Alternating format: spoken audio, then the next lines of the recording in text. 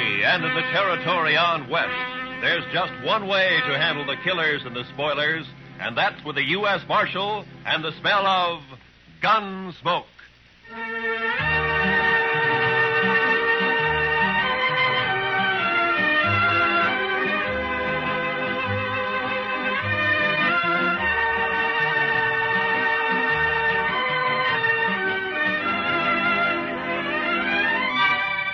Gunsmoke, starring William Conrad.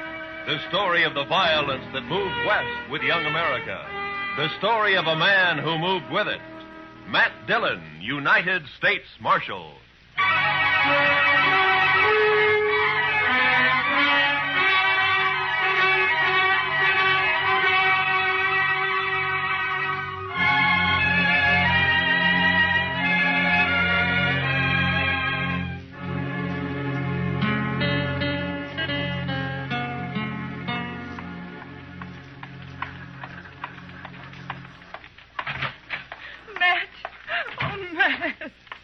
Jeannie, what's the matter? Good morning, Miss Wells. Good morning, Chester. Matt, I've got to talk to you. Sure. Chester? You folks will have to excuse me. I can't be puttering around the office all day. I'll be in the back if you want me. Yeah? Matt, he's here in Dodge City. I just saw him. He came in on the morning train. You mean Ed Bodri? Yes. It's been 4 years, Matt. I'd begun to hope he'd forget. Hope he wouldn't find us. From what you've told me, Bodri doesn't sound like a man who ever forgets. He's come here looking for Bert. To kill him, he swore he would. Matt, what are we going to do? I don't know. What's Bert think about it? He doesn't know yet. He's busy at the blacksmith shop. Matt, you've got to help us. You're the only real friend we have out here. It might make it easier if I weren't, Jeannie. I'm supposed to maintain law and order in Dodge. That's my job. Doesn't leave much leeway to mix in on personal quarrels. Well, there's no quarrel. It's just that Ed Bodri's a hot-tempered fool. Bert never did anything to him. He married you, didn't he? A woman has a right to change her mind, Matt. Maybe Bodri doesn't think so. Matt, you promised me once in Louisville. Yeah. Yeah, I know. All right, Jeannie, go on home and don't say anything to Bert. I'll talk to Bodri. Thank you. I'll never forget it. Goodbye, Matt.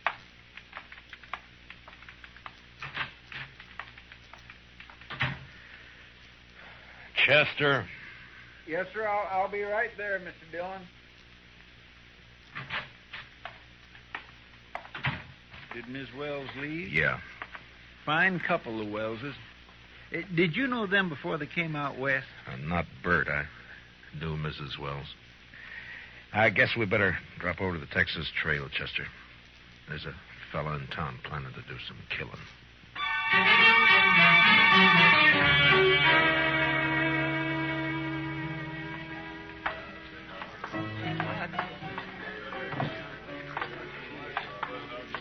Matt, it's been a long time. Hiya, Kitty. Hello, Chester. Miss Kitty? Come sit down, Matt. Tell me about things. I can't right now, Kitty. We're looking for a fella. Thought he might have come in here. Sooner or later, they all do. Stranger, Matt? Yeah. He came in on the morning train. His name's Ed Bodri. Oh, him. There, the bar, Matt. Third from the end, next to Tulsa Jim Nixon. He's buying Irish whiskey for everybody. Thank you, Kitty. Come on, Chester. Yes, sir. Watch yourself, Matt. Yeah, sure, Kitty. I'll see you later. All right, bartender, set up another round of Jamesons for the house.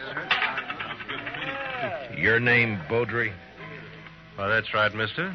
Matt Dillon. I'm a U.S. Marshal here. I'd like to talk to you. Fine, go ahead and talk. Tulsa, suppose you'll move on down the bar for a couple of minutes, huh? Oh, what's the idea, Marshal? This man's a friend of mine. You're not very particular about your friends. Now go on, Tulsa. Drift. Mr. Bodri, you came here to kill Bert Wells, didn't you? Did I? Well, here's some advice. Don't do it. Take the next train and get out of town. Is that official? Just what's the charge, Marshal? None. Yet.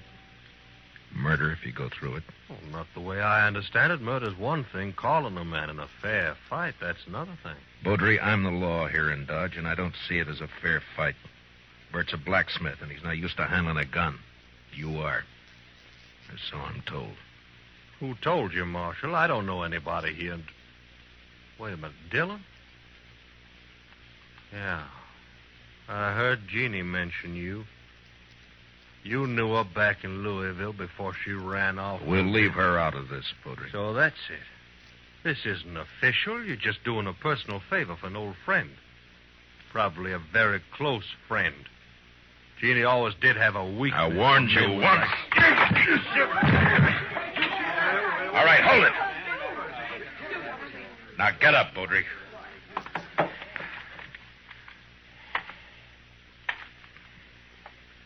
That was a mistake, Dillon.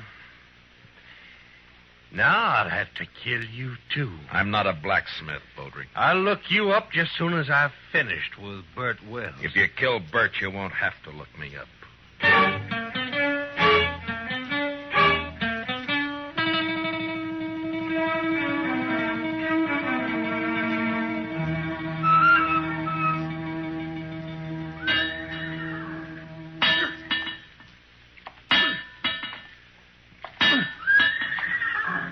Bert?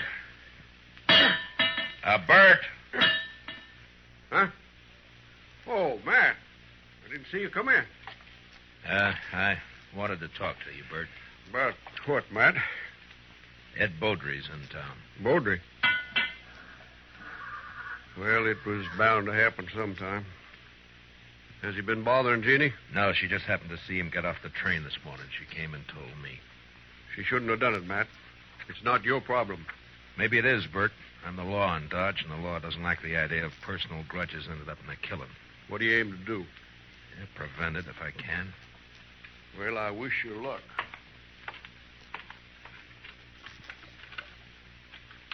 You haven't worn that gun for 2 years, Bert. Why start now?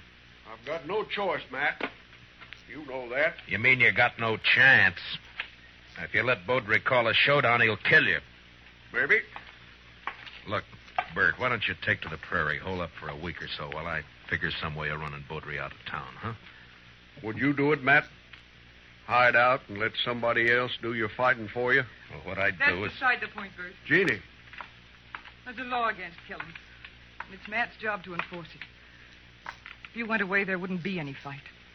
Wouldn't be much honor either, Jeannie. Man can't run and still call himself a man. He can run from a mad dog. And that's what Ed Bodri is. He never had any claim on me. It appears he thought he did. Matt, you know where Bodri stand? I talked to him in the Texas Trail. He probably took one of the rooms upstairs. Like to walk over there with me? Well, if that's the way you want it. No, Bert, you... I'll get my hat. Be right with you. Matt, you've got to stop it. Yeah? How? I don't know. But there must be something you can do. Yeah, there is. The way it's shaping up, I can probably arrest the survivor.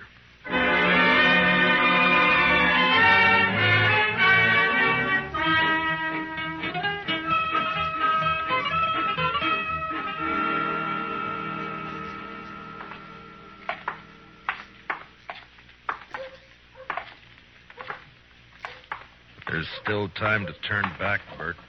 Afraid not, Matt. I should have had it out with Bodri back there in Kentucky 5 years ago.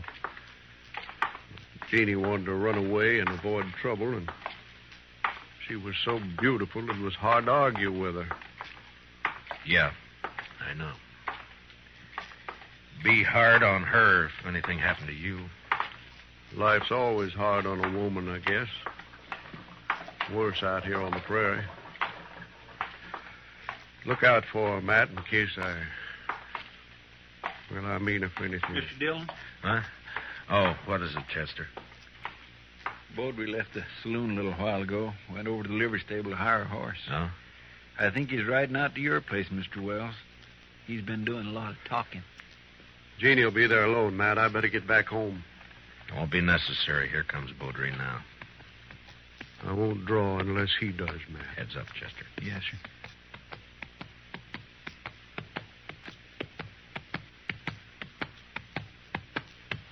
Oh, boy. Oh. Just riding out to call on you, Wells. I decided you'd had plenty of time to look me up. No reason to, Bodri. Most men would figure they had reason. Somebody been in a local saloon, telling their wife's history. Bodri, you... All right, hold it. Don't draw, Bert. Chester, cover Bodri. Just keep your hands still, Mr. Bodri. You're fast with that gun, Dillon. Fast enough, Mr. You make Bodri. a good bodyguard. Too bad you can't ride her 24 hours a day. I told you what to expect if you keep pushing this thing, Mr. Bodri. Now use some sense and get out of town while you're still alive. I've been in lots of towns, Dillon. I left them all alive. Wells, I've been planning to kill you for 5 years. Plans don't always work out. Listen, Will. You got till sundown. After that, I'm going to shoot you on sight. All right, Mr. Bodri. If you've finished speaking your piece, move along. Why, surely, Mr. Dillon. See you later. Well, still a couple of hours before sundown. I think I'd like to spend them with Jeannie. I'll see you, Matt. Yeah, sure. Goodbye, Bert.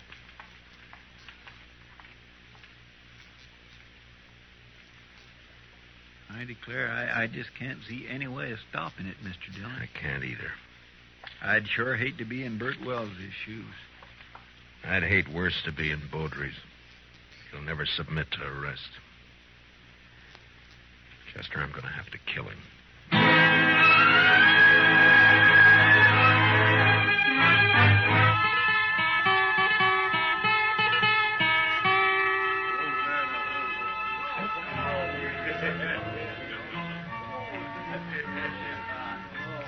Why don't you relax, Matt? You're nervous as a cat. Yeah, and I'll stay nervous, Kitty, until I find out what's happened to those two. Bodri slipped out the back way just at dusk. Piano player saw him. Yeah. Well, Bert pulled the same trick. I had a couple of boys watching the blacksmith shop, but he managed to give them the slip. There's nothing you can do now, Matt. Well, Another killing. And you in the middle again. Why, Matt? Why do you do it? it's a job, Kitty. Somebody's got to do it. But why you? There are other things in life if you look around for them. Well, maybe I will someday. Will you look my way, Matt? Well, Matt, I brought my kit. I'm all prepared. Where are the victims? No victims yet, Doc. You're jumping the gun. Well, I understand it's going to be a real showdown. The boys at the bar are offering 2-1 on Bodri. That's about the odds I figure if the shooting really starts. Oh, it'll start all right. Oh, there's not a thing in the world can stop it. Chester, what are you doing in here? I told you to watch that street. Yes, sir, I know you did. The fight's as likely to start out there as any place else. No, sir, Mr. Dillon. I guess there's not going to be any fight. What? They just found Bodri lying in an alley down the block. Matt. Somebody sneaked up behind him with a hammer. He's sure dead.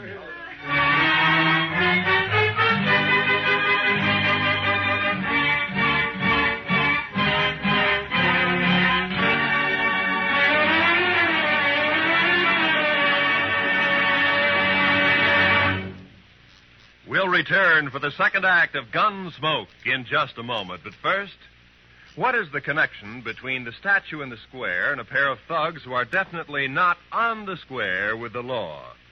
Tonight on Gangbusters, hear the complete details of this exciting case taken from actual police files. Remember, it's Gangbusters later tonight on most of these same CBS radio stations. Don't miss it. Now, the second act of Gunsmoke.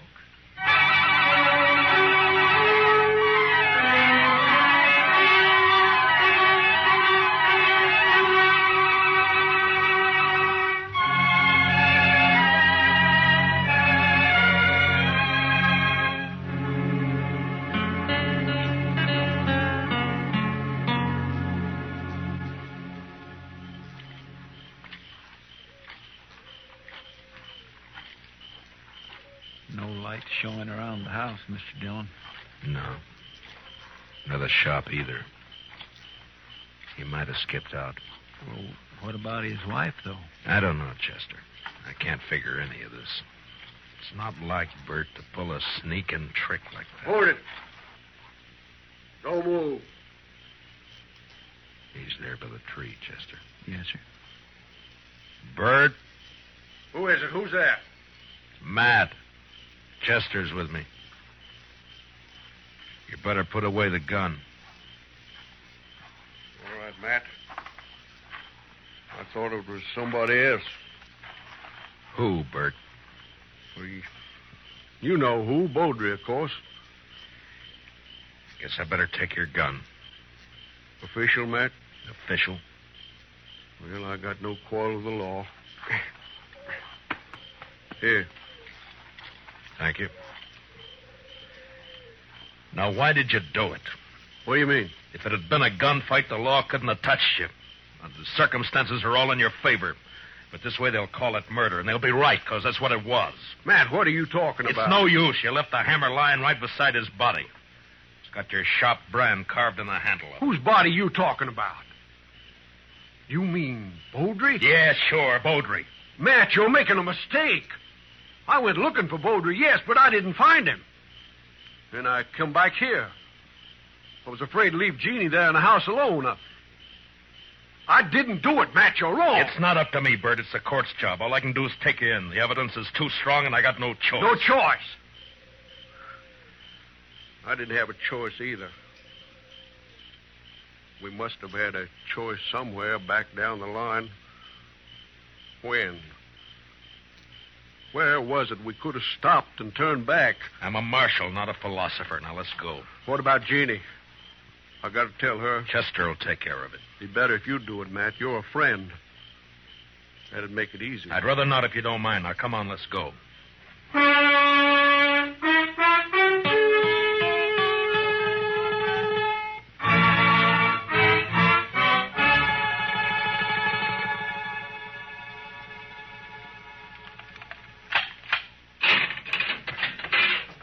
All right, Bert, step inside. 4 years we've been friends, Matt. I never thought it would come to this. Neither did I. You said you didn't find any money on him. It could have been robbery. Or made to look like robbery. But either way, there's nothing I can do. Now, you better step inside.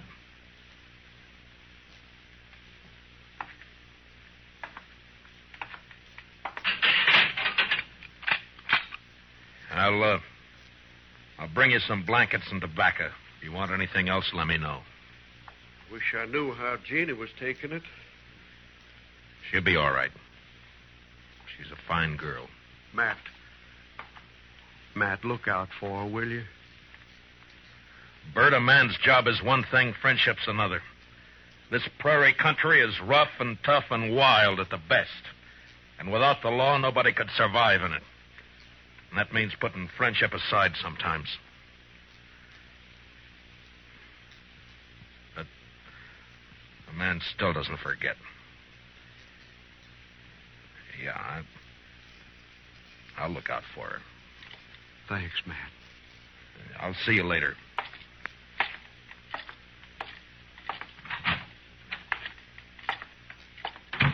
Well, you get your prisoner tucked in safely, Matt? What about Bodri? He's dead. Absolutely dead. Like I never saw anybody any deader. Blacksmith hammer makes a mighty fine weapon. Yeah, at least for sneaking up behind. I can't figure Bert doing that's not like him. Sometimes a man changes under pressure, Doc. Yeah, I can't figure it either. What would you say his chances are? Bad. Straws all point one way.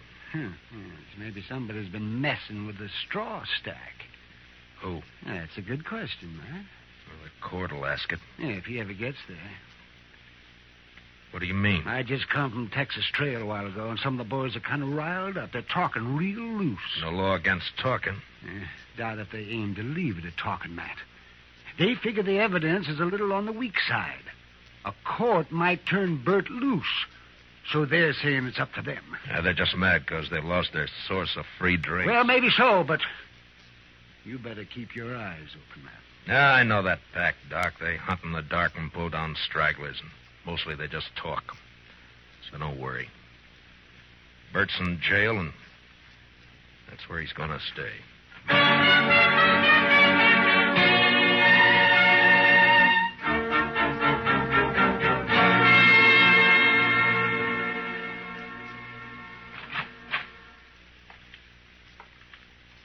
Matt? Matt, are you here? Yeah, I'm here. Wait a minute, I'll light the lamp.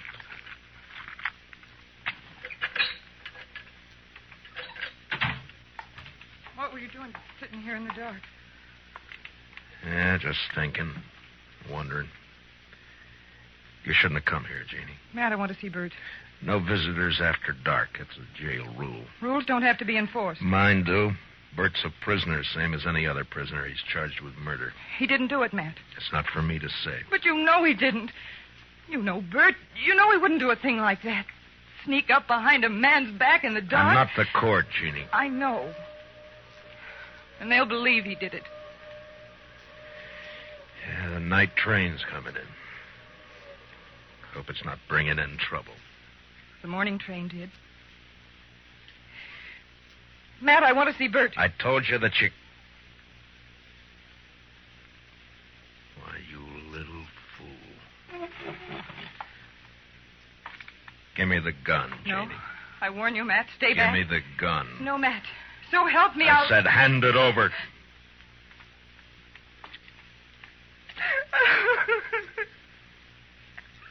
You knew I wouldn't shoot. Yeah. Now, what did you hope to gain by I that? don't know. Get Bert out. Maybe I don't know. None of this is his fault. Something's got to be done. Matt, you've got to help me. Easy. Mr. Dillon? Yeah, what is it, Chester? I just come from the Texas Trail. I think there's going to be some trouble. Trouble? The bunch that hangs out around there are doing a lot of drinking and talking up the idea of coming over here to the jail. Oh, no. Well, maybe we ought to go over there and do some talking ourselves. Jeannie, I think the best thing for you to do is to go back home and stay there till morning. Now, don't worry about this. Nothing's going to happen. Oh, but, Matt, you can't handle that crowd alone. I've been handling things alone for a long time. All right, Chester.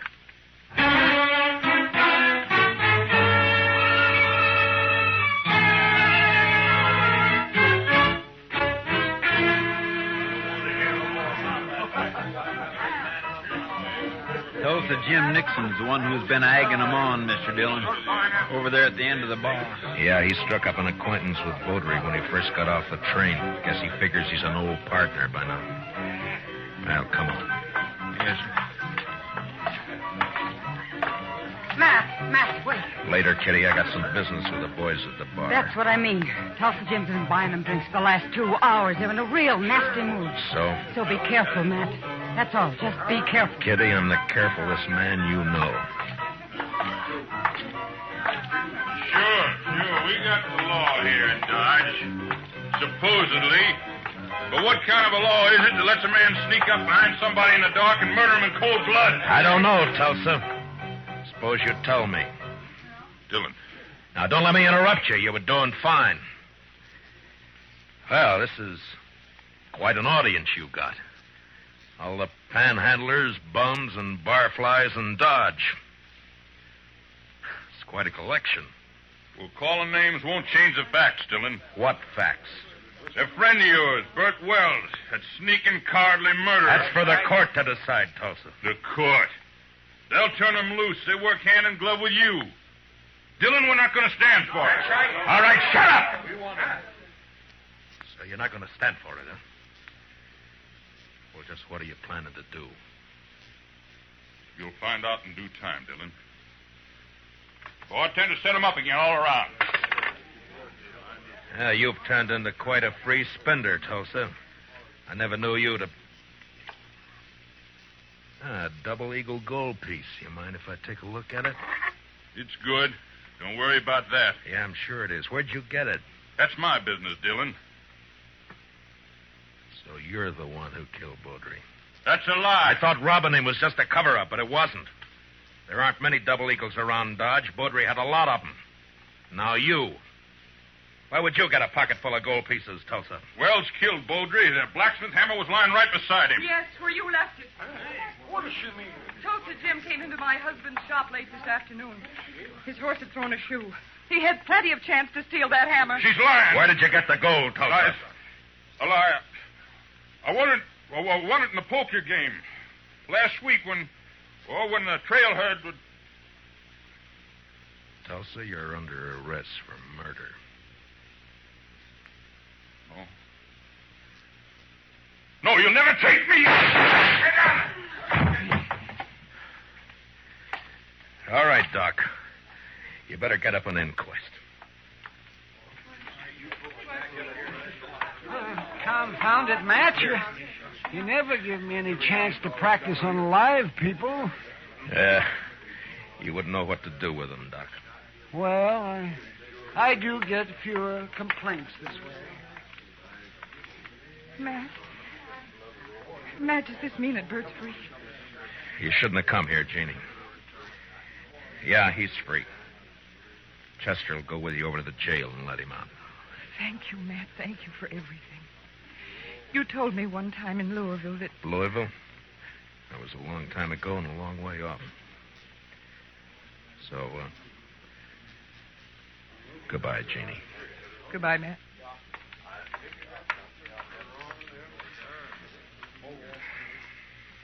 What's it all about, Matt? What? What's anything all about, Kitty?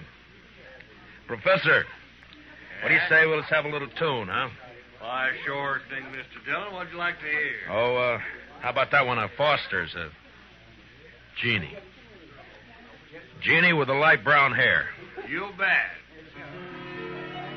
You knew her before, didn't you, Matt? Yeah, I met her in Louisville one summer. Saw her quite a lot for a couple of months. And then I drifted out west. A man misses out on things by drifting. I told her then if she ever needed help to call on me. Well, she called, and you helped her. Yeah, I guess. Well, anyway, that's that. Matt. Yeah.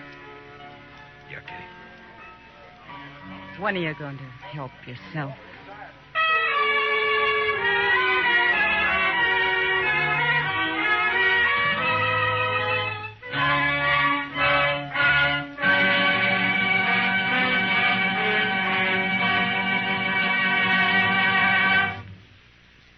Gunsmoke, under the direction of Norman MacDonald, stars William Conrad as Matt Dillon, U.S. Marshal. Tonight's story was specially written for Gunsmoke by Les Crutchfield, with music composed and conducted by Rex Corey. Featured in our cast were Tom Tully, Lynn Allen, Larry Dobkin, Georgia Ellis, and Barney Phillips. Parley Bear as Chester, and Howard McNear as Doc. Join us again next week as Matt Dillon, U.S. Marshal, fights to bring law and order out of the wild violence of the West in Gunsmoke.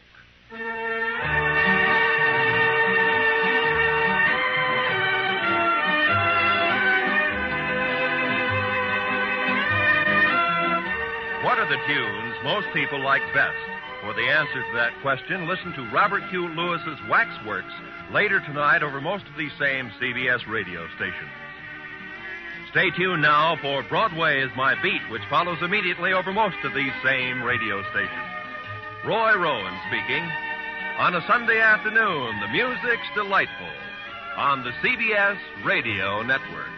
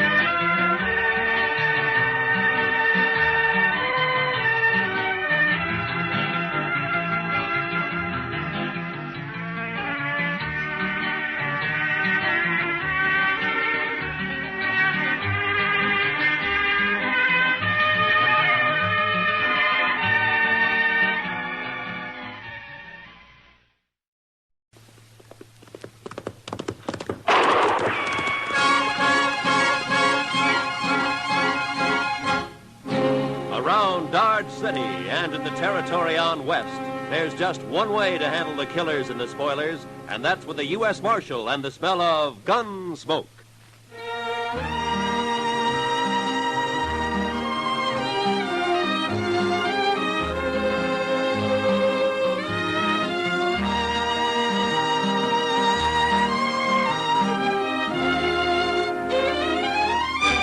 Gunsmoke, starring William Conrad.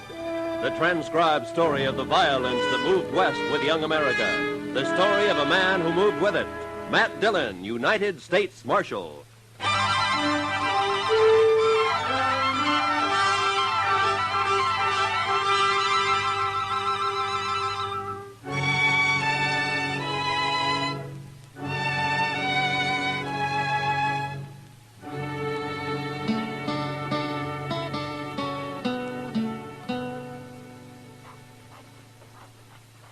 Goodness, Mr. Dillon, come over here at the window and take a look at this fella. I'm busy, Chester. Yes, sir, I know, but you just gotta. Well, he's the doggonest thing you ever saw. Please, Mr. Dillon, before he goes away. Well, I can't write while you're talking. Look at there. See? In the coonskin hat across the street there? Why, he looks to be 8 feet tall. Now, that's 'cause he's so skinny. And that long rifle. Looks like a fish pole. How's he going to shoot buffalo with that? He's a squirrel hunter, Chester. That's a southern mountain man. Now, that fella he's talking to now is pointing this way. Oh, here he comes. Howdy. Hello. Well, come on in. Be you the... what you call 'em? Oh, the marshal? I'm again schools and education. Never heard nothing called a marshal. I'm a peace officer. I'm a country man. I'm again towns, too, and jailhouses. Well, so am I, but sometimes they're necessary. No, they ain't. No more'n the law is. It ain't fitting for some folks to be meddling in other folks' business. Uh-huh. Well, where do they figure it like that, stranger? The Ozark Mountains? Better country than this. My name's Luke Humbird. Mine's Dillon. This is Chester Proudfoot. How do you do? I knowed a fella called Proudfoot once. That so? Yeah. Well, there ain't too many of us. It might be a relation of some kind. All I remember is how he crimped up every time I kicked him in the belly. He did? Marshal, man outside said you'd help me find where Hank Witherspoon's living. Witherspoon? Yeah. Oh, the one who came out here about a year ago? He's got an old mountain gal with him. They're married. Sure, I know them. They got a place up near Rock Springs, about 10 miles north of here. What kind of place? Oh, just a shack and a patch of corn, as I remember. I'll find it. Well, you come a long way to see your friends, Humbird. The Witherspoon ain't exactly a friend, Marshal. I gotta get going. It being Saturday and all. Wait a minute. Huh? What are you talking about? Nothing. Except I won't kill no man on a Sunday, Marshal. I never have, and I never will.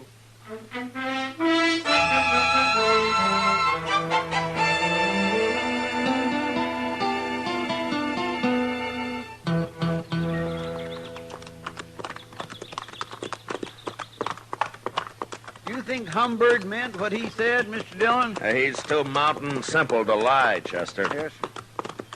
Hey, look, there's Miss Witherspoon now, out in the corn patch. Yeah, I guess it'd be polite to stop and say hello to her first. Come on.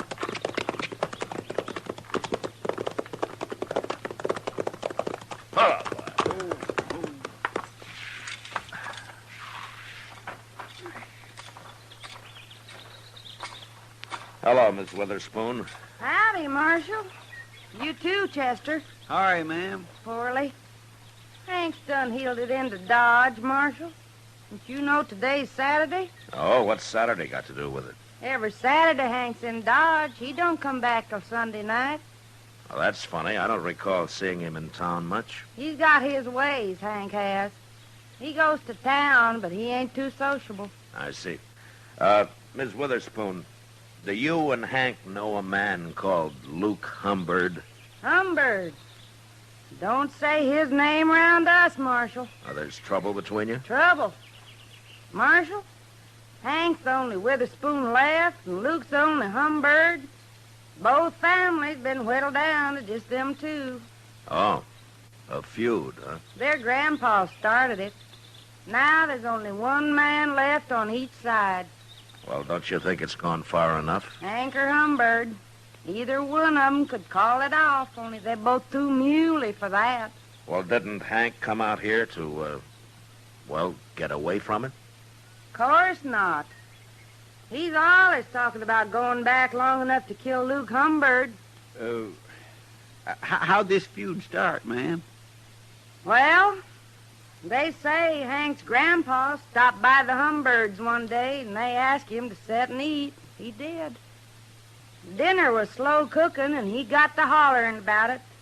Sat there pounding on the table with his knife just a-faunching and a-slavering for his victuals until Luke Humbird's grandpa, he took offense and told women not to feed him at all.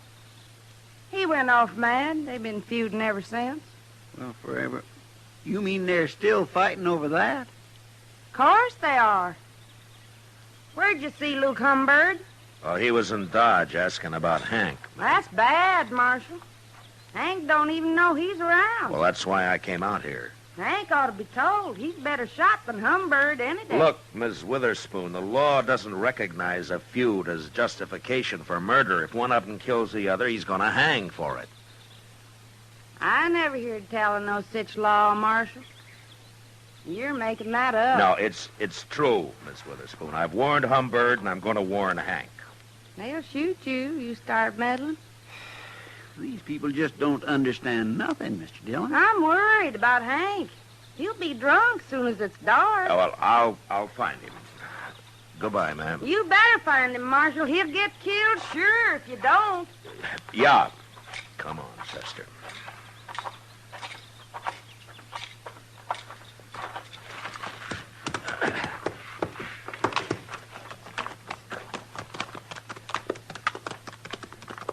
Are hill people all like that, Mr. Dillon? Yeah, they're mighty independent, Chester. They're mighty crazy, if you ask me. Why, it's like they don't even hear what you're saying. Well, I guess anything to do with the law is a new experience for them. Now, look over there, Chester. Huh? By that little bluff over to your right there. Well, how'd he get out here? Well, let's go ask him.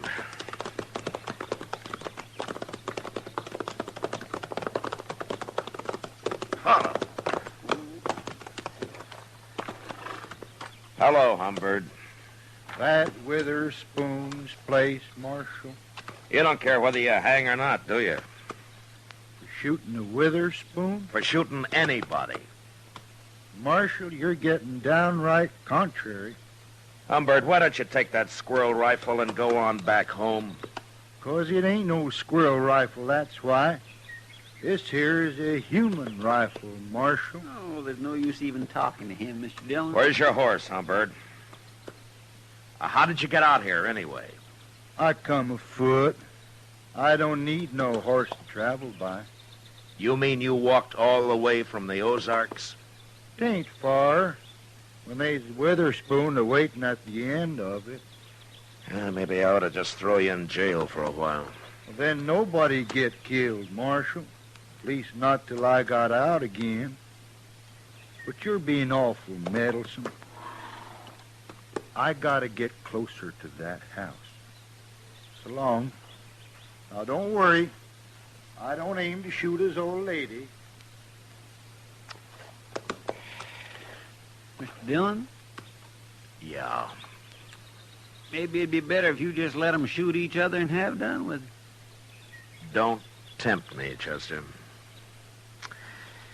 Well, let's go find Witherspoon.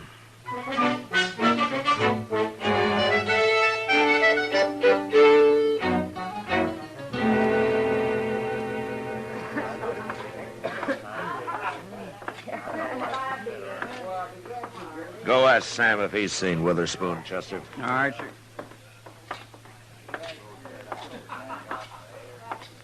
Hello, Matt. How are you, Kitty? Well, things have been pretty quiet around here for Saturday night. Well, I'm not complaining about it. The Santa Fe agent told me there's a big Texas herd due to be shipped out of here in a couple of days. Well, those boys will liven things up for you. For you, too, I expect. Where you been, Matt? It's pretty near midnight. Kitty, I've been trying to stop a feud. A feud? Yeah. What kind of feud? An old one. There's only one man left on each side. It's been a long time since I've heard of a feud around Dodge. Well, this one kind of got transplanted from the Ozarks. Oh. Say, don't tell me that crazy Hank Witherspoon's mixed up in it. I've been trying to find him all evening. You know where he hides out? I bet you $1 he's right out back, Matt. What? Regular as clockwork. Every Saturday night he comes in carrying a long rifle and buys a bottle of corn from Sam and takes it out back and drinks it. All alone, as far as I know. He just sits there, looking at the moon and drinking his whiskey. Never causes any trouble, Oh, no wonder I never see him around. Mr. Dillon? Yeah, I know, Chester. Kitty just told me. Go see if he's there. Bring him in, will you? Yes, sir. Who's he feuding with, Matt? A fellow by the name of Luke Humbird. I never heard of him. He just arrived today. On foot. On foot? Yeah, he's all legs, Kitty. A real traveling man. Well, if he's anything like as weird as Hank Witherspoon, you've got a problem on your hands. Yeah, I know. Well, here he is, Mr. Dillon. I made him leave his rifle outside. Hello, Hank. What do you want with me, Marshal? I don't like it all cooped up in here. Hank, Luke Humbird is looking for you. Birds and the Witherspoons been looking for each other nigh on to 40 years, Marshal. They most all got found. How drunk are you, Hank? Marshal, my old woman won't allow no drinking on the police, so I gotta come into town every Saturday. Hank Witherspoon? It's Humbird, Mr. Dillon. I got you caught like a bar up a tree, Hank. But...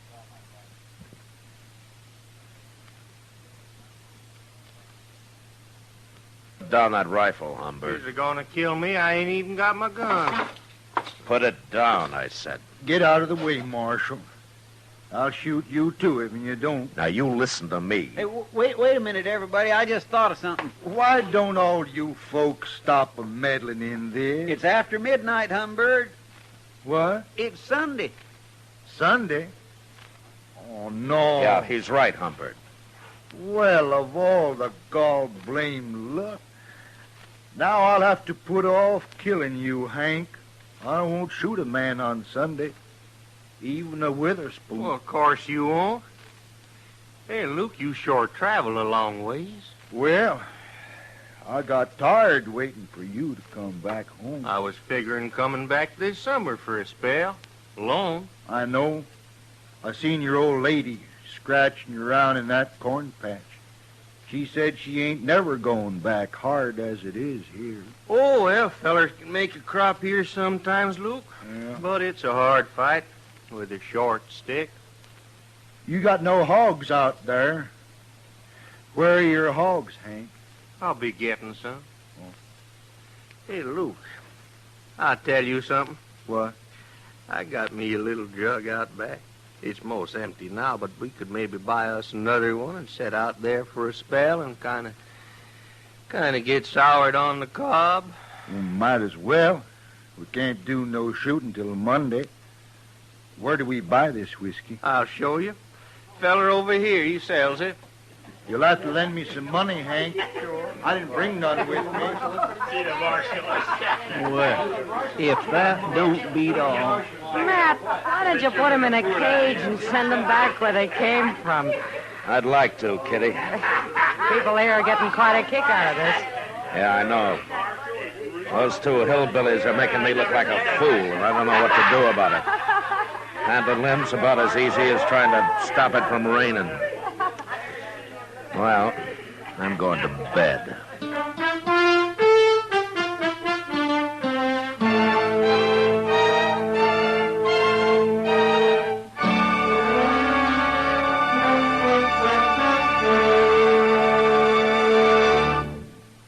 We will return for the second act of Gunsmoke in just a moment. But first, Listen, Young Lovers is the title of Monday night's drama on Suspense on CBS Radio, starring Robert Wagner and Mona Freeman.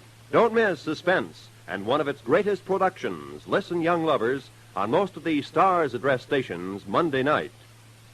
Now, the second act of Gunsmoke.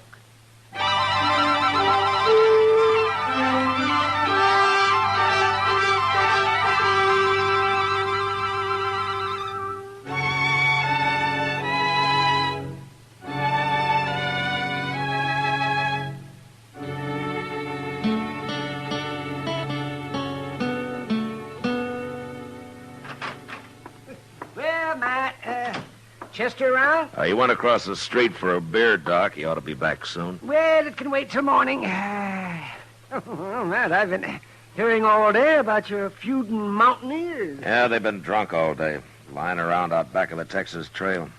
The shooting won't start till midnight. Oh, you're going to let them go ahead with it? And I've about decided to throw him in jail. Give me time to think of some way to get rid of him. Well, that's a good idea, Matt. People are saying that this is the first time you've run into something that you can't handle. Yeah, they're kind of enjoying it, too. I'll bet they are. Yeah, and all over a couple of crazy... What's that? That was a rifle shot, Doc, a long-barreled human rifle. Now, you might as well come along. I thought they were against shooting each other on Sunday, Matt. I thought they were, too, Doc. Maybe they got so drunk they forgot. Yeah, well, sure looks that way. Now, watch your step, Doc. It's pretty dark back here. Over here, Mr. Dillon. Miss Humbird got shot. I was right inside when I heard it. Oh, that's over here. Let me take a look at it. What's the matter with Hank, Chester? He looks like he's been shot, too. Too much corn whiskey, I guess. Scoop some water out of that rain barrel there and throw it on him, huh? All right, sir.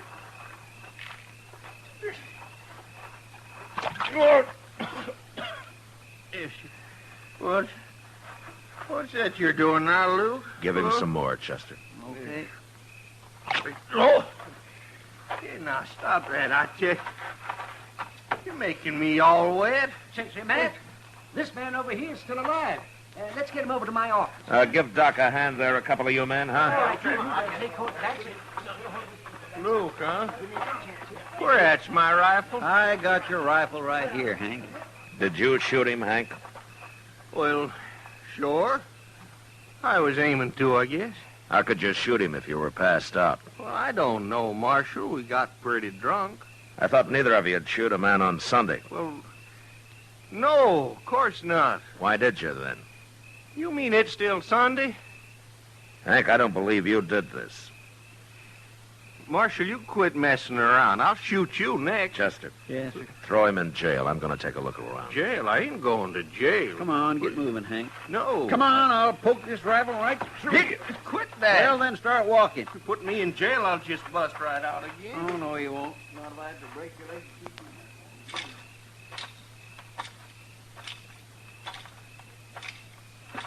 you. Who's that?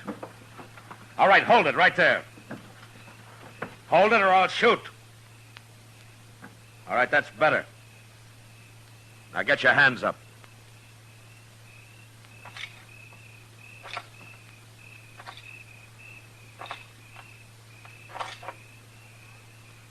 Well, I'll be... I ain't armed, Marshal. Put your hands down, Miss Witherspoon. What are you chasing me for? I'm a woman, Marshal. Come along, ma'am. I'll put you in the same cell with your husband. Well,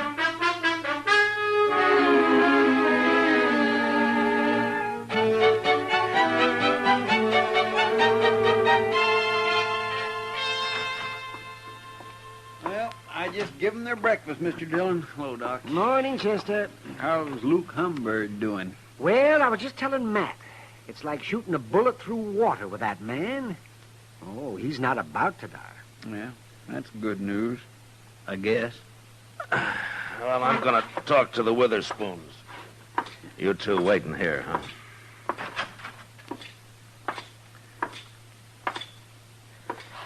Morning, Hank. Ma'am. Morning, Marshal. You come on out to our place someday, Marshal. I'll cook you a better breakfast than you give us here. Thanks, ma'am. But it might be a long time before you go home. I've been trying to explain things to Hank, Marshal. Oh? He's still arguing he shot Luke Humbird. But even he don't believe it. You're admitting that you did? Of course I did. You know it. Hank is too drunk. Humbird's all right. He's going to live. But you'll still have to stand trial for attempted murder, Miss Witherspoon. Judge ain't gonna do nothing to a woman. What'd you go do it for anyways? Feuding is a man's job. I got to thinking, that's why. I'm worrying. About what? About you being too drunk to fight come Monday. And when I seen you laying around out back there, I knowed I was right, so I took your rifle and shot him. Don't you know if you'd killed Humbird and I hadn't caught you, Hank would hang for this? You're still saying that, Marshal. Oh, don't pay him no mind, woman. Hey, Marshal, when you gonna let me out of here? So you can go shoot Luke Humbird? No, you're staying here, Hank. You can't keep him locked up, Marshal. Yes, I can.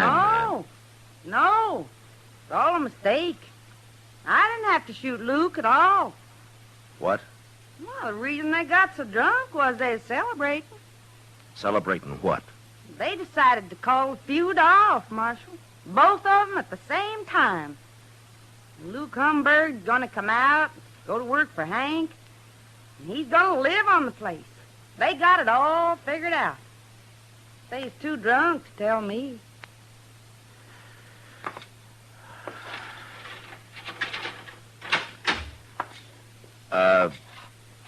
Ms. Witherspoon. Huh?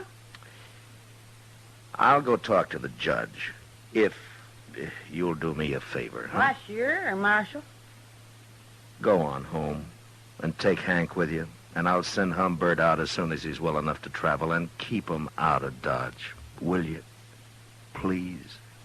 Both of them. Sure, I will. Come on, Hank. Your drinking days is over.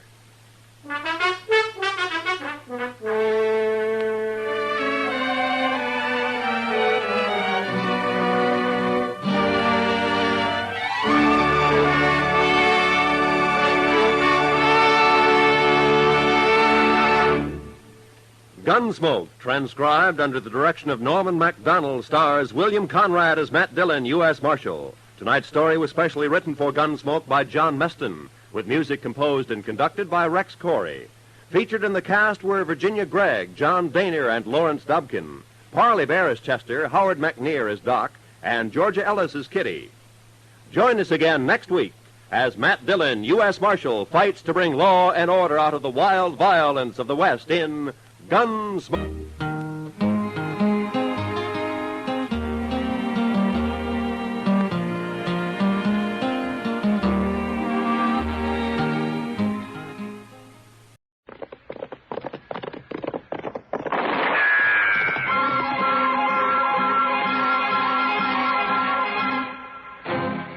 Around Dodge City and in the territory on West, there's just one way to handle the killers and the spoilers, and that's with a U.S. Marshal and the smell of Gunsmoke.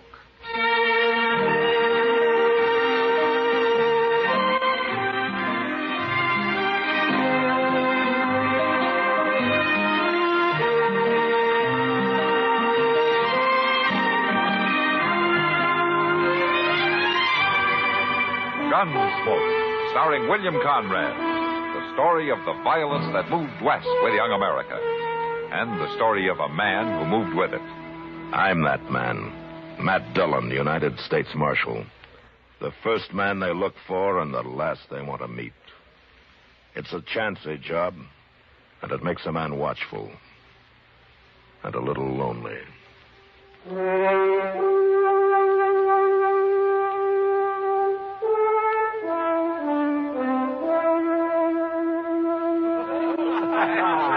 That's all right. Here, bartender, set out another bottle of that rifle. Now, Mr. Thatcher, just you tell us once more about this here stud colt you got. He's a good colt, Mr. Butler. Oh, he's a running colt, you tell me. He can run some. Yeah. About the fastest thing in these parts here, too. And now you're making fun of me, Mr. Butler. Well, I don't know why you'd think that. Out here, we're all interested in good horse flesh, especially if it's some sort of a fancy new breed. Quarter horse, you call it? Excuse me, my grandson's waiting for me. I understand these horses you raise have rumps so high they look like they're going downhill. Oh, now, Hank, it ain't polite to call his colt that way. Of course, his withers do run right into his crew. Now, look here, you ain't got no call to talk to me. Boss, I do believe we got Mr. Thatcher upset. Here, let me pour you another drink. No, thanks. I'll be going. That just ain't sociable. Here. Have a drink. I said no, Mr. Butler. Drink it. I'll pour a whole stinking bottle down your throat. All right, Butler, that's enough. Marshal Dillon. Mr. Thatcher, your grandson's waiting outside in the buckboard. You better get along home. Thank you, Marshal. Thank you very much. Oh, you missed the fun, Marshal. We're just having old Thatcher on about his stock. You know, Butler, when you torment an old man, it makes you cheap. Real cheap. From now on, you leave him alone.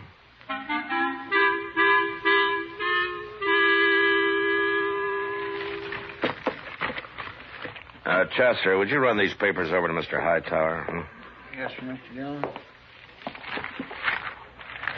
Dillon. Another wanted circular on Johnny Ringo. Mr. Hightower's waiting for him, Chester. Yeah, but Johnny Ringo's way out in Arizona. He don't never come back this way. Chester. Yes, sir. Oh, yes, Mr. Dillon. I'll take him right over. Oh, excuse me, Mr. Thatcher. That's all right, Chester. Marshal Dillon. Morning, Mr. Thatcher. Marshal, I want to ask a favor of you. Well, sure. Come on in. Mr. Hightower's waiting, Chester. Oh, yes, sir. Sit down, Mr. Thatcher.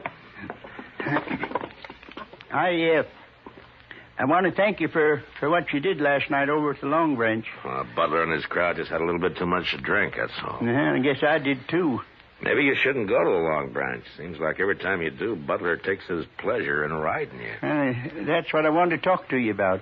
Oh? Well, Ed Butler's always saying he's got the best horses around Dodge or anywhere else. Well, maybe he does. Well, mine are better. Well, I don't know anything about your stock. Marshal Dillon, Ed Butler's having breakfast right down the street at the Dodge House, and I want you to walk down there with me.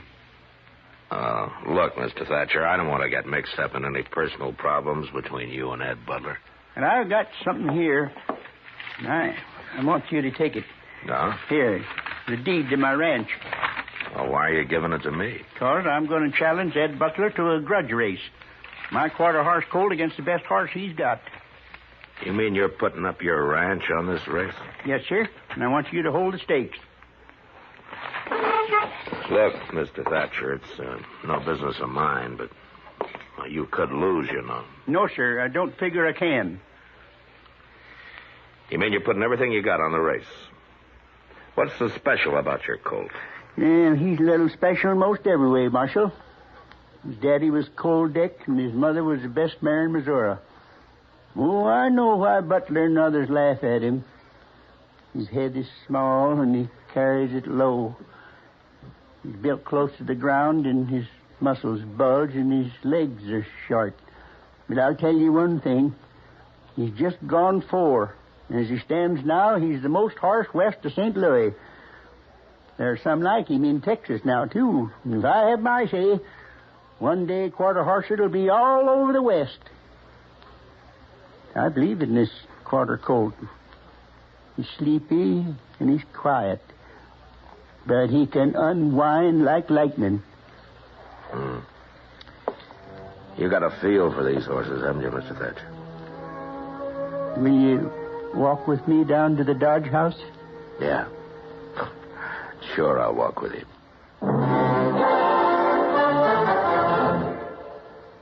The hundreds of highway deaths and thousands of highway injuries can be avoided, provided that every single motorist does his bit.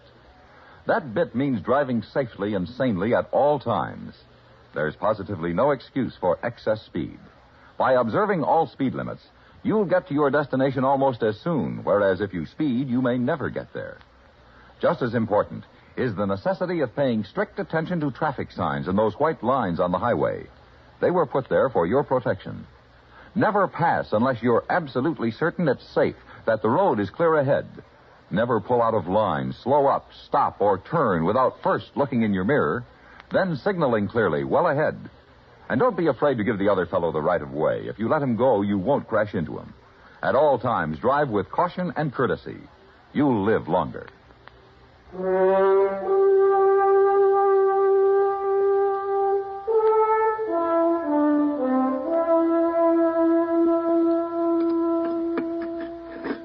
Well, Butler, that's it.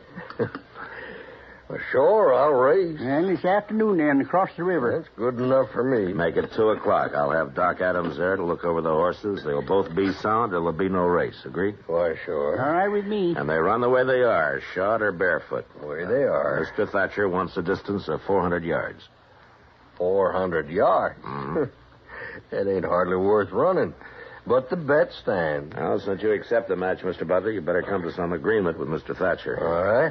What you figure your ranch with everything on it is worth, Thatcher? Maybe $4,000.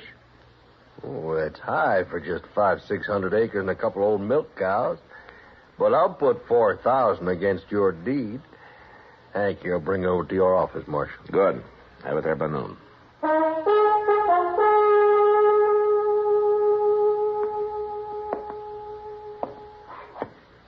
You know, Matt, there's been horse races in Dodge lots of times, but never seen one like this. The whole town's betting, one way or the other. Yeah, I know, Doc.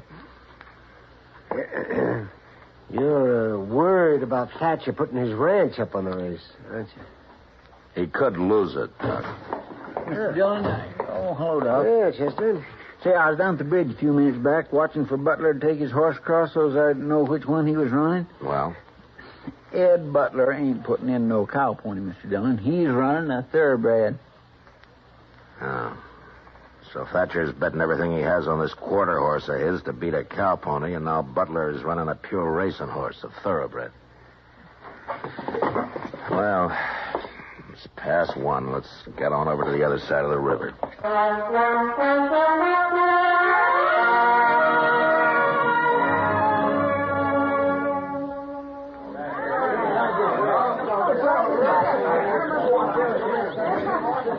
Looks like half the Dodge is over here on the flats, Mr. Dillon. See if you can find that Butler and Mr. Thatcher, Chester, and bring him over here. Yes, sir. Hello, Chester. Hello, Matt. I haven't seen this many people in one spot since Eddie Foy played the Opera House. Kind of a fiesta, isn't it? Yeah, in a way, Kitty. Oh, nobody'd think it to look at you.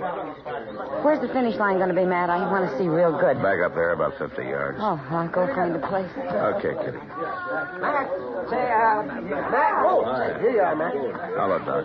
Say, Matt, Thatcher's getting all liquored up. Well, that's his affair, isn't it? Yeah, but he's got a skinful. And you know how edgy he gets when he's that way. Hey, Mr. Dillon, I found Mr. Butler, but I Afternoon, can't... Marshal. Where's Thatcher? Well, I wouldn't know. Last time I saw him, he was pouring down some red eye. So his losing won't hurt so bad, I guess. Butler, Mr. Hightower, and Doc here are going to act as judges. Chester will fire the starting gun. Marshal, this is all terrible fancy, just to butter up that old fool Thatcher, ain't it? Yeah, you might think I'm old fool now, Butler, but you'll think different after the You're race. drunk, Thatcher. Stay out of this, Butler. Any law say a man can't win a horse race if he's drunk? Mr. Thatcher, your grandson's riding for you. Is he all set? Yes, sir. All right, how about you, Butler? We're ready. And get your horses down there to where those 2 buckboards are. That'll be the starting line. You thought you'd fool me, didn't you, Butler, bringing out that thoroughbred to run? Well, I can still beat you. You're talking awful lot for a man who ain't worried. Don't ride me, Butler. I've had enough. Oh, listen to me, Thatcher. All right, that's Nobody... enough out of both of you. You just see to it you do win, Thatcher. Or I'll have your ranch and that colt you think so much of. What did you say? You heard me. What'd you say about my colt? What do you mean? Just what I said. If my bay mare wins, I get your ranch and everything on it. And that includes your colt. No, that ain't right. Well, what about it, Marshal? You were there when we made the bet. Butler's right, Mr. Thatcher. That's the way you made it. You're no good, Butler. You're no good at all. All right, both of you move your horses down to the starting line. Hank?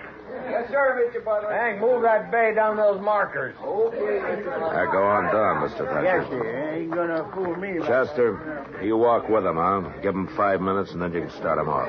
5 minutes. All right, sir. Yeah, you see? I was right, wasn't I, man?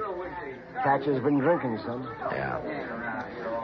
Come on, Doc. We don't have much time. We'll look up Mr. Hightower. Yeah. You know, Matt, this is like a holiday. It's like a fiesta.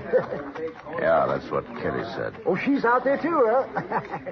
Yeah. Well, I guess maybe outside of Mr. Thatcher, the only person not enjoying himself is you. Do I have to enjoy it, Doc? Hey, come on, Doc, run.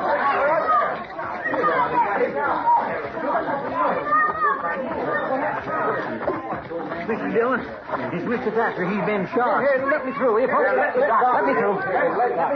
Let me just get down here and see. Now, just take it easy, Mr. Thatcher. It's not much use, Doc. I know where it is. Easy now. He's bad, man. Mr. Thatcher. No, I won't see him run. Mr. Thatcher, listen to me. I'll never see.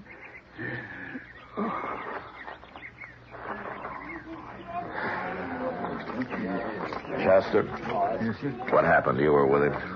Well, I don't know. I was walking along, and Thatcher and Butler was up ahead arguing, and then suddenly Thatcher drawed on Butler. He tried to kill him. I shot him, Marshal. It was self-defense. He was drunk. He tried to kill me. That's right, Marshal. What Ed says is right. That's true. That's the way it happened, Mr. Dillon. Doc, will you take care of things? Get him into a wagon and back into town. I'll see you back there. Yeah, sure, that's it. Here, a couple of you men, give me a hand here. That's it. Let him through here, will you? Marshal, what about the race? It's forfeit, huh? The race ain't forfeit. I'll still run it. It's the Thatcher boy, Mr. Dillon. Yeah. Come here, son.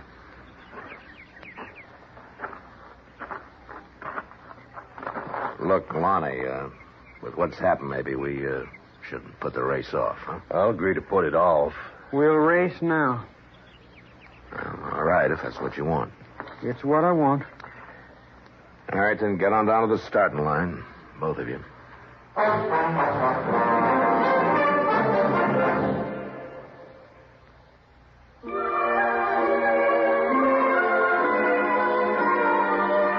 Hometowns in America have a lot in common, and yet they're each one of a kind. Take, for example, Huntington, West Virginia. It never was a big town as metropolitan cities go, but the largest in the state, unless you ask someone from Charleston. Just under 100,000 live in Huntington, chosen by Look magazine a few years back as an all-American city. And down on 9th Street, the Chamber of Commerce is still busy keeping it all-American. With Marshall, now a university, and the interstate highway coming through, Huntington still is very much all-American. Meanwhile, the downtown merchants are busy trying to keep downtown from moving to the suburbs. But out at Eastern Heights, the shopping center is flourishing. People are still taking summer afternoon drives through Ritter Park, out to the galleries to see Herman Dean's gun collection. There's a new Kroger's up on Route 60, and more talk about where to put the new bridge over the Ohio. But if your hometown is Huntington, you already know this. We only wanted to remind you, it's still there.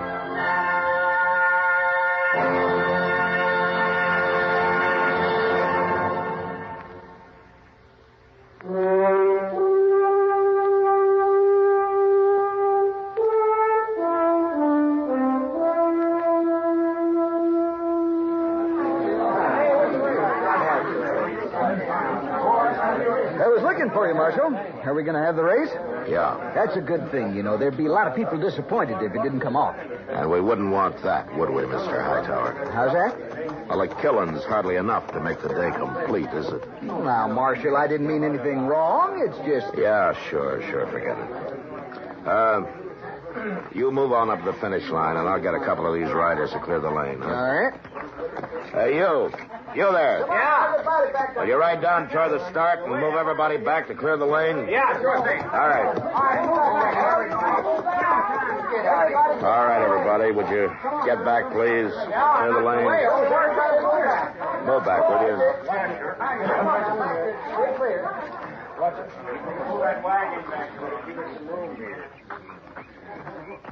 It's time, Marshal. Yeah. Well, what's Chester waiting for? Looks like that colt's acting up. Never seen two different breeds of horses run against each other. That colt's sure kicking up a storm. Make a good column for the paper, maybe. Get a hold of him, kid. Don't they make a good column, Marshal?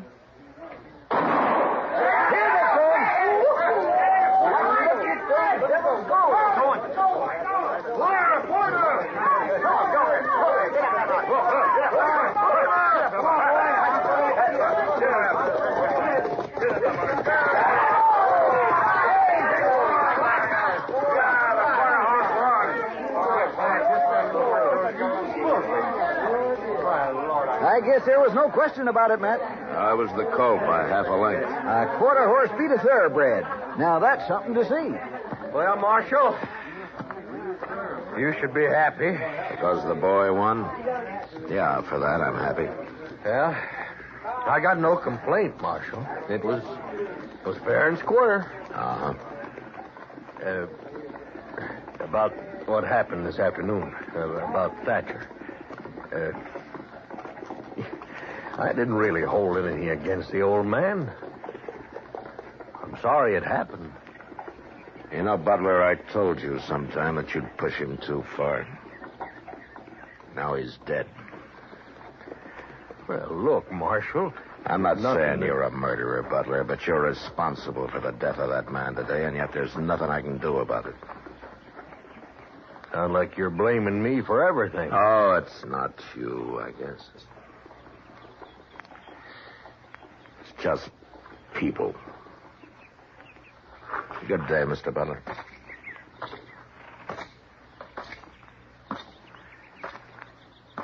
Hey, boy, you better get to walking that horse. Yes, sir.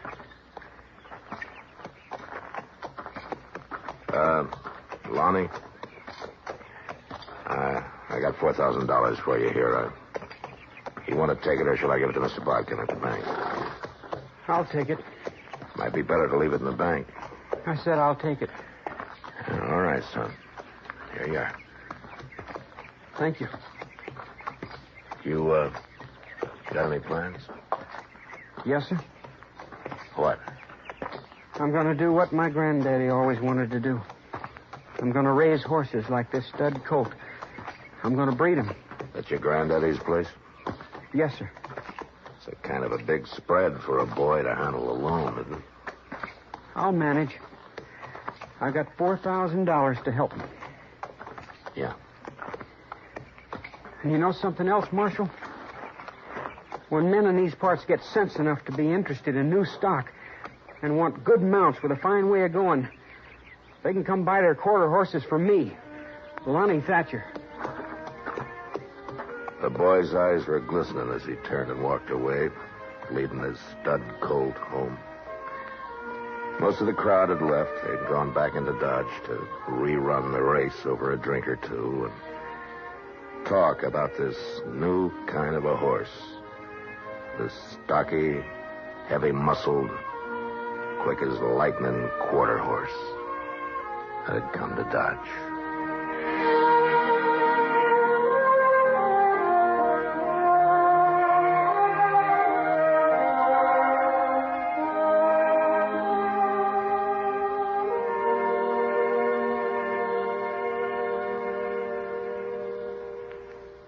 That old political character, Elijah Cuddlestone, was a fighter. The rougher the going, the harder he fought. And once when it looked pretty bad, here's what he had to say. It don't make me no never mind. I say, I don't care what the pollsters say. I am going to win at the polls. At the polls, I mean, I will have the last laugh. Now, I believe the final poll of the voters. I have never let the voters down, and I know they are with me now. Public opinion poll or no. Well, he bandied that word poll around a bit, didn't he? You know, in Middle English, poll meant head. To be exact, the top of the head. That was the part seen uppermost above the crowd, and so used for a count of heads. A count of heads is how poll came to have its political meanings. A poll tax was a head tax. A poll of voters is a head count. During the campaign of 1948, President Harry S. Truman popularized pollster as a nickname for those who conduct public opinion polls, implying contempt and ridicule for their methods and results.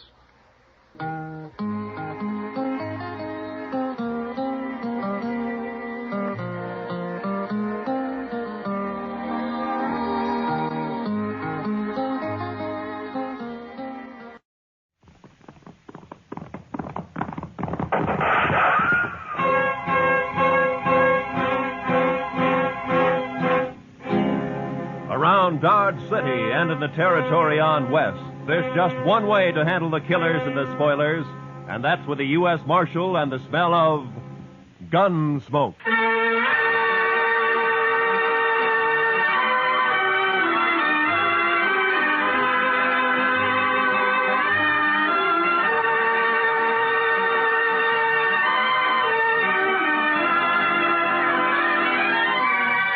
Gunsmoke, starring William Conrad.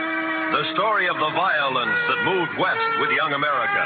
The story of a man who moved with it. Matt Dillon, United States Marshal.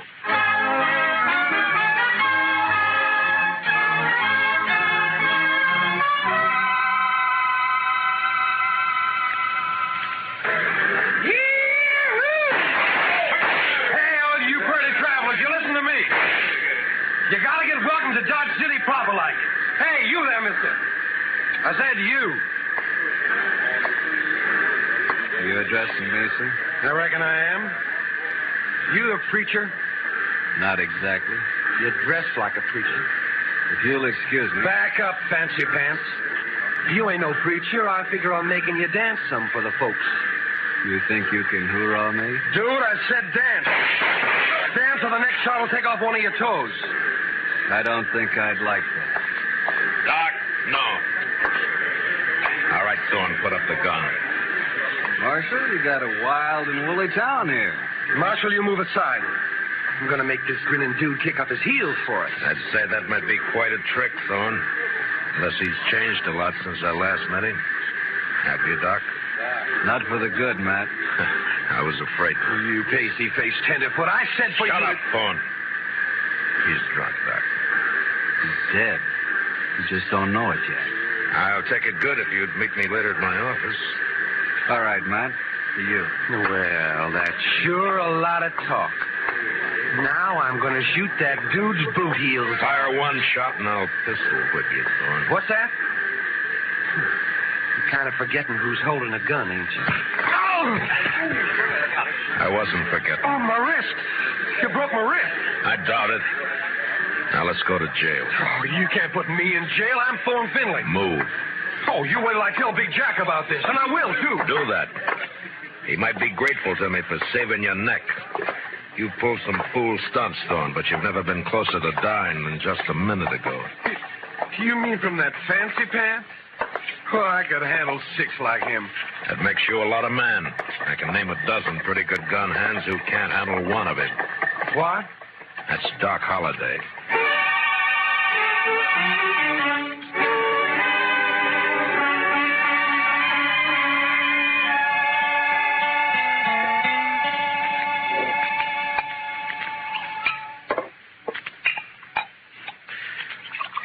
There you are. Salute, Matt. Salute, Doc.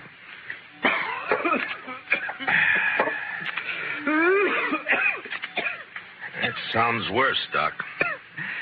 Yeah, I got orders to go to Arizona. Air's dry there, better for my lungs. Going? Thought I might. Wyatt invited me to visit him. He and Virgil and Morgan are the law down there. Some little mining town called Tombstone. Well, it sounds peaceful anyway. If it isn't, it will be by the time Wyatt Earp gets through. He is the peacemakingest man I ever met outside of you.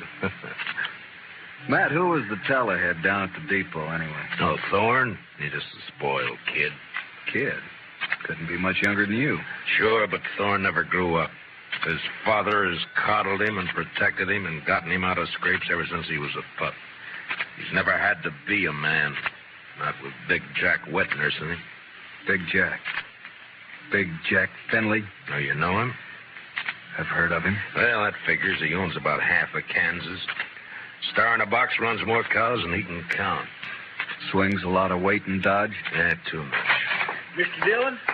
Mr. Dillon, somebody said that Doc Holliday had come into town today and he... Oh, excuse me. It's all right, Chester. Why don't you shake hands with him? Don't mind if I shake with my left hand. It's kind of habit. Yeah, I know. Mr. Dillon has the same habit. He would. How about dinner tonight, Matt? Sure. How long will you be in Dodge? Not long.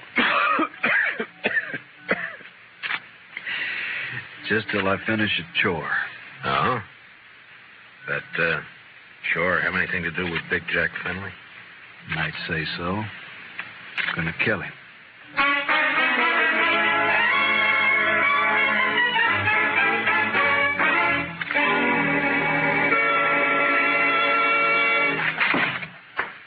All right, Dillon. Turn him loose. You forgot to close the door, Mr. Finley. You're going to turn my boy loose, or I'm going to have to do it for you. You got a writ of habeas corpus? Writ? Thorne didn't commit no crime. The charges are drunken, disorderly, disturbing the peace, and attempted assault with a deadly weapon. I was. You still need a writ. But, man, Judd Nathan does what I say, and you know it. Don't you think I can get a writ? I'm sure you can and will. You always do. Then what's the point, Dillon? It's just a lot of useless red tape. It's the law. Close the door on the way out.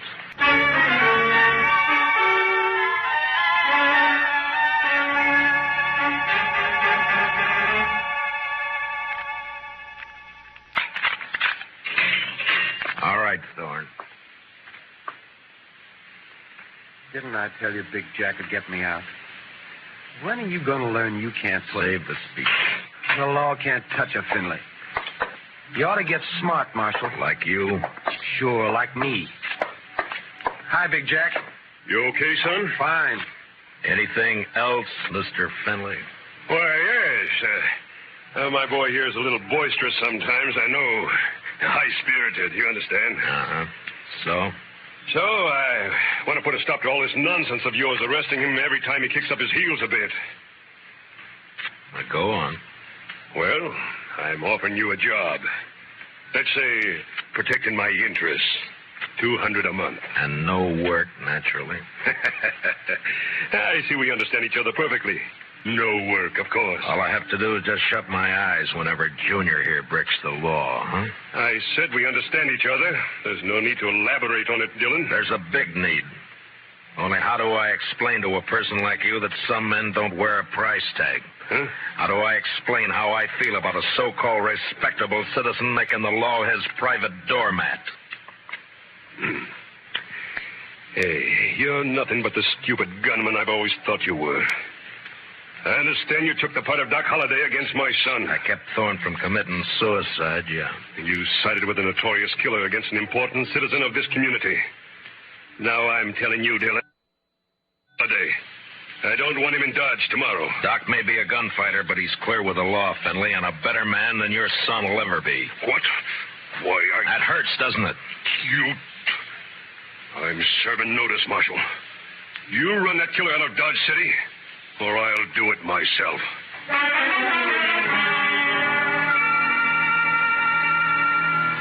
Big Jack Finley, cattleman and self-made king of southern Kansas. No better or worse than most of the men carving empires out of the West. Until love for his son blinded him to the fact that Thorne Finley had gone bad. And from here on, I knew the war was on between Big Jack and me. So Big Jack Finley's going to run me out of town, huh? No. Unless I do it first. Oh? I do something naughty, Matt? Well, you threatened a man's life. That.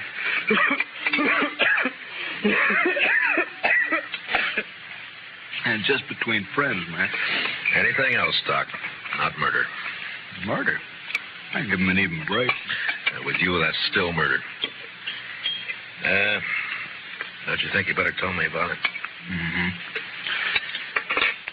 What if I don't tell you?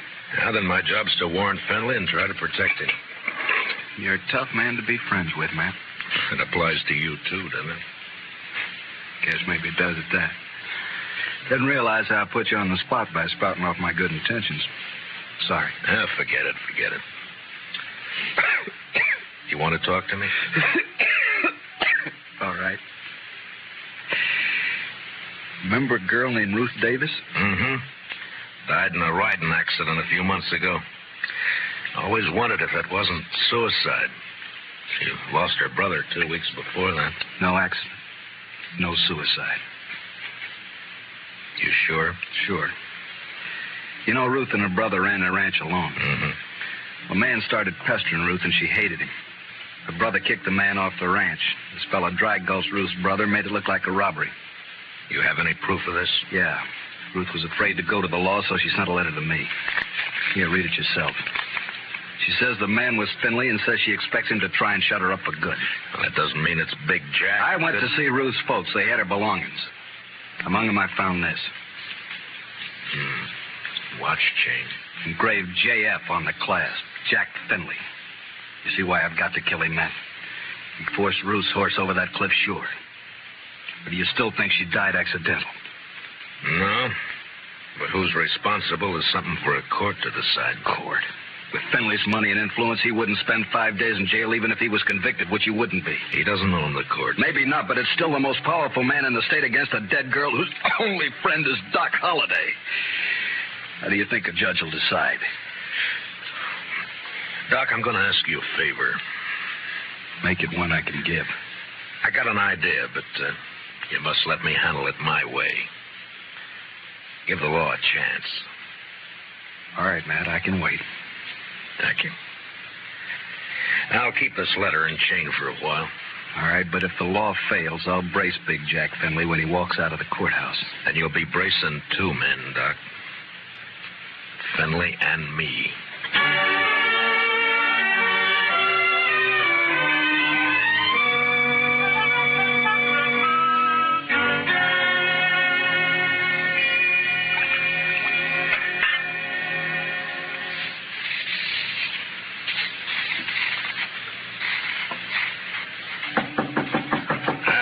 Come in. Morning, Marshal. Looks like it'll be a fine day. Well, you're up kind of early just to bring me a weather report, aren't you, Judge Nathan? Huh? Oh, well, I want to see you. Now, go right ahead. You mind if I finish shaving? No, please do. Just thought I'd chat with you about the... About the Finleys? Yes. It seems that Big Jack's very upset by your attitude. I'm not surprised. Feels you're a little rough on his boy. I am. But then his boy's a little rough. Yeah. Well, perhaps Thorne is high-spirited, like yesterday. Yesterday he was just plain high. Tell me, Judge Nathan, how do you like being on Finley's payroll? What? You know, you used to be a pretty decent person. Oh, you can't talk to me like... Yes, I can. I'm sending a copy of Thorne's record to the governor. Governor?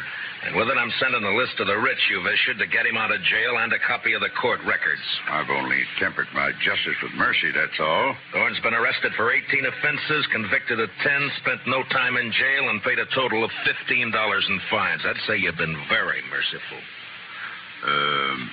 You said you were sending this to the governor. You haven't actually mailed it yet? No. You got an out. Not that I don't feel justified in any decisions I've made, but such a report might cause undue talk at the Capitol. And ruin your political hopes. Well, my conditions are simple. Get off Finley's payroll now. Very well. And give me cooperation from here on, no matter who's involved. Do that and I shelve the report. I'll do it. Mr. Dillon, trouble's a-making.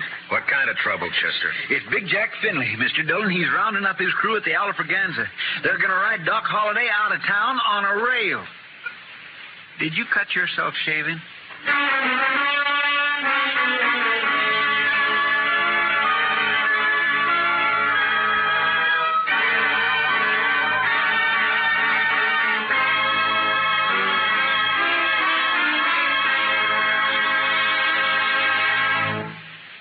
We will return for the second act of Gunsmoke in just a moment. But first, don't forget, starting Monday, CBS Radio's tremendous news staff will start bringing you the complete coverage of the Democratic Convention in Chicago. As you found during the Republican Convention, CBS Radio never misses. So, starting Monday, stay with CBS Radio all day and evening for the Democratic Convention. Now, the second act of Gunsmoke.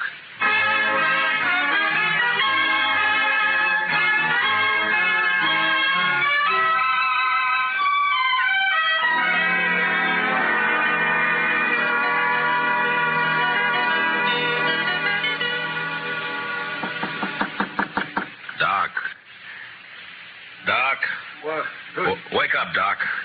It's Matt. Oh.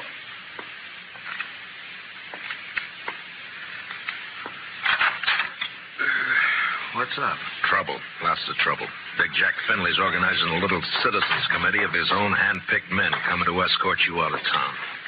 On a rail? Yeah, that's the general idea. Here, take a shotgun. Yeah, I'll hide it under the covers, modest like. Here. I'll wait against the wall here. Good. That'll put him in a crossfire. If it comes to that. There's enough of them, we're in a spot. Yeah, likely we are. You're risking your neck to save me some bruises. One I owe you, friend Matt. It's my job. Still one I owe you. There he is. Wrap him up. All right, stop right there. I'll shoot the man who takes another step. You think you're going to stop us, Dillon? I think so. Me and Doc. Doc. Show him, Doc. Sure thing, Marshal. Look, boys, surprise. I sure do love surprises. Dillon, I've got a dozen men with me. Well, sure, about 6 of them will die, Finley, if you don't crawl out of here fast. And guess who'll die first, Big Jack? You there, Moncrief. I always figured you for some brains. Get your boss out of here, quick. Sure talking sense, Big Jack. Shut up, Moncrief. You showing yellow. Oh, but, man, there's nothing here for us to die over. Listen to him, Finley. That greener Doc is holding has 18 buckshot in each barrel. He'll get slaughtered if he triggers that thing. And I'm getting edgy, Finley. And me, if I get a coughing spell, I'm liable to shoot without meaning to. All right. This is twice you have made a Finley back down. You'll never get a third chance. Let's get out of here.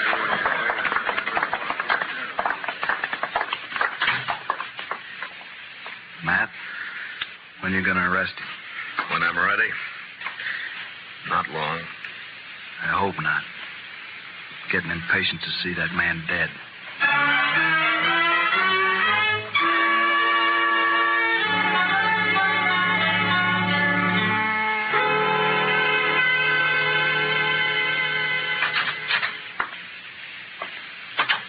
I got your message, Marshal.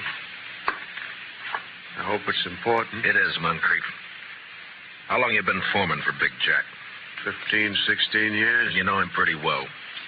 Would he be the kind to kill a girl? No, of course not. Guess he'd kill a man if he got mad enough, but he wouldn't kill no girl, Marshal. Well, I have proof that he did. A girl and her brother, but it doesn't set right. I'm hoping you can help. What's your proof, Marshal? The letter that names Finley as the man. Ruth Davis wrote it before she died. Ruth Davis. And this watch chain was found with her belongings. It's engraved on the back. I know. I was with Big Jack when he bought this chain in Chicago. It was right after his wife died. Big Jack wear it all the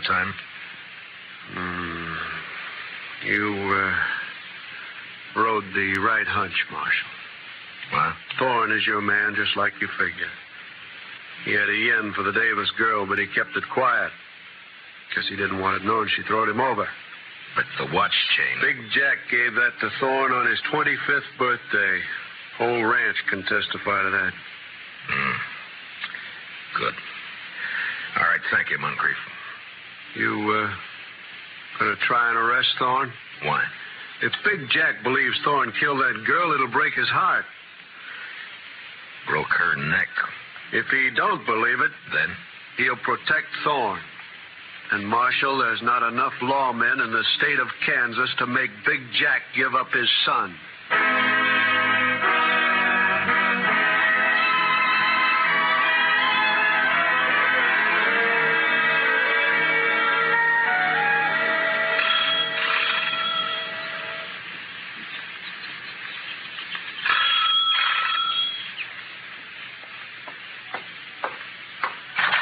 Yeah, what it... Oh, it's you, Marshal. And, John Holliday. Doc, this is Judge Nathan. Holiday? Oh, yes, I've heard of you. I've heard of you, too, Judge. Wonder which has heard the worst. What's that? Why, Judge, I'm here on business. Oh, of course. Come in, won't you? In my study here, so we won't be disturbed. Now, what is it, Marshal? I want you to swear out a warrant for Thorne Finley's arrest. Charge, murder.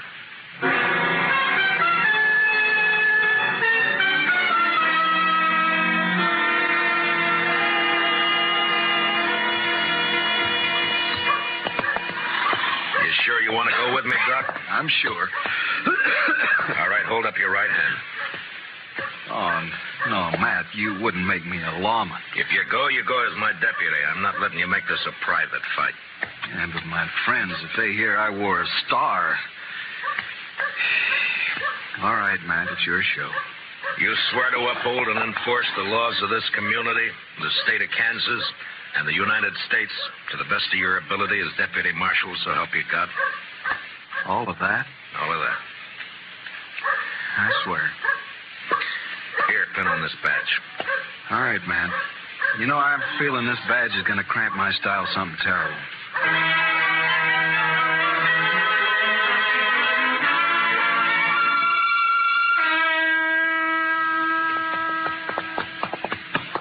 We better breathe our horses going up through this pass. We still got a good ride ahead. How far? Oh, about 10 miles. What do you think, Matt? Will they fight? Well...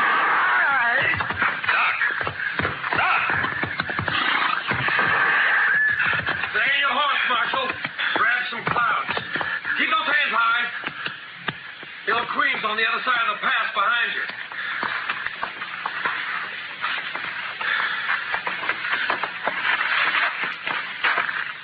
That's being smart, Dillon. Queen will drop you if you touch her gun butt. You're handy at this bushwhacking, aren't you, Thorne? If Doc... He's all right. My slug seems to have bounced off his thick skull. Good. Yeah, let's pull your teeth. Better you do it. With your left hand, reach down and across slow. Pull your gun out with your fingertips and toss it away. Nervous? Just cautious. Or maybe this queen doesn't exist, huh, Thorne? Queen! Queen's one of Dad's men, but I pay him extra to work for me. Any more questions? I guess not. There's my gun. The rifle next.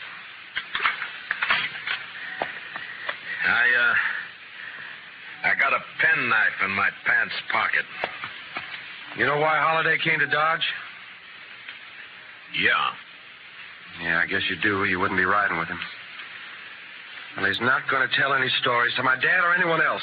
You can't kill us, you stupid... Not planning on killing you. And what have you got planned? Queen's kind of a magician. He's going to make Holiday just disappear. Folks won't care much about one of his kind. I would. I'd care so much I'd hang you for it. No, with Holiday gone, it's your word against mine. And you won't be able to approve a thing, Dillon. You sure of that? I'm sure. Otherwise, I'd take care of you along with Holiday. Now get on and start walking back to town. It's like I told you. Law can't touch a Finley.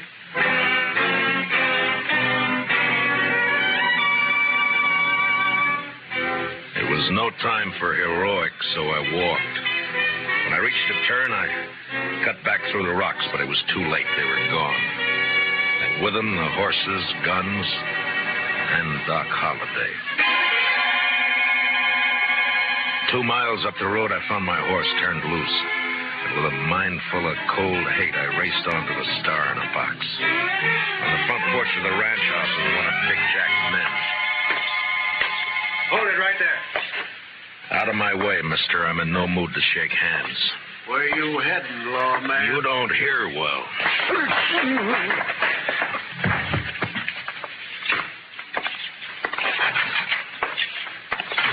Dillon. Where's Holiday? How should I know? Get off my ranch. And where's that prize son of yours? What? Trot him out. I want him. Do you now?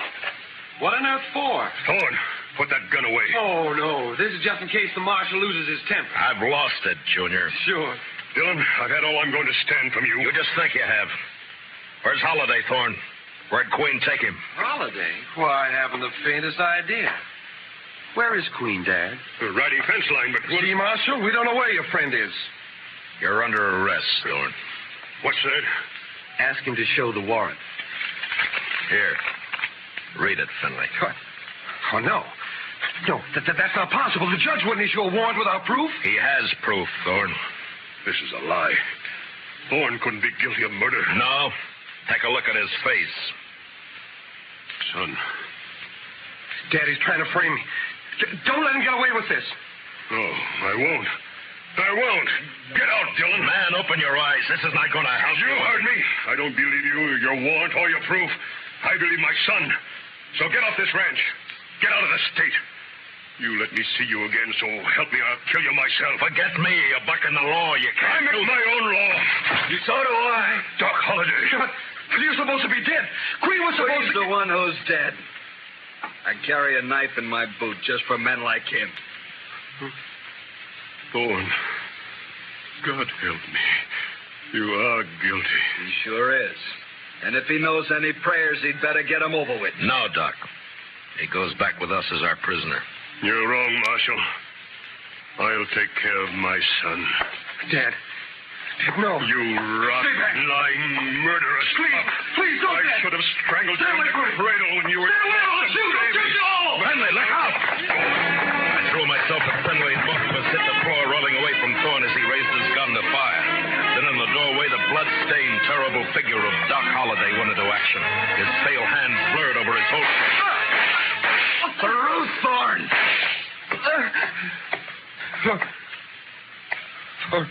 Ruth?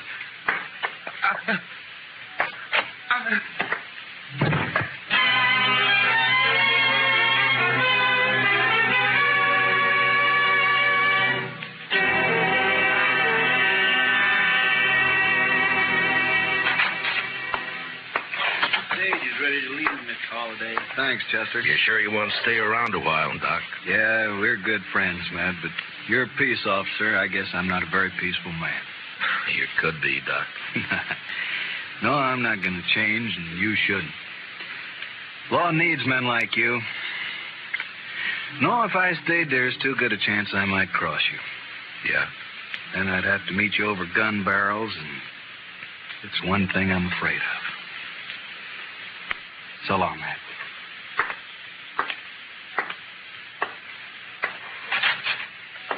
Good luck, Doc.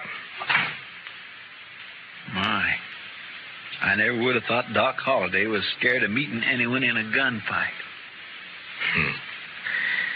You don't understand, Chester. Doc's afraid because he might beat me.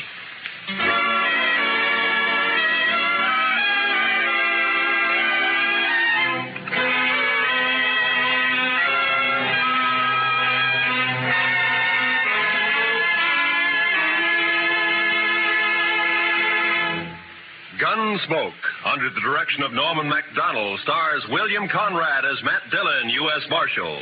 Tonight's story was specially written for Gunsmoke by Herb Purdom, with music composed and conducted by Rex Corey. Featured in our cast were Harry Bartell as Doc Holliday, with Lee Millar, Nestor Paiva, Ralph Moody, and Tom Tully. Parley Bear is Chester. Join us again next week as Matt Dillon, U.S. Marshal, fights to bring law and order out of the wild violence of the West in Gunsmoke.